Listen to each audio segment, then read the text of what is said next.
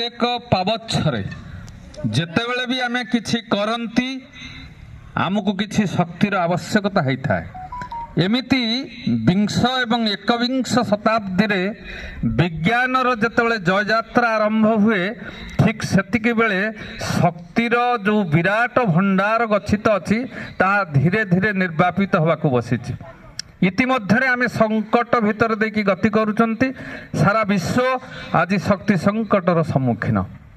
तेणु एमिति परिप्रेक्षी रे सारा विश्व रे वर्तमान विकल्प शक्ति पाई सूर्य वायु पानी पवन को विकल्प भाव में बाछिया को पड़ुची, जहाँ फल विद्यालय स्तर रे हो बा महाविद्यालय स्तर रे हो आमे सचेतनता सृष्टि करिबा एवं एई विराट समस्या को सामना करिबा पाई आम भितरे उत्साह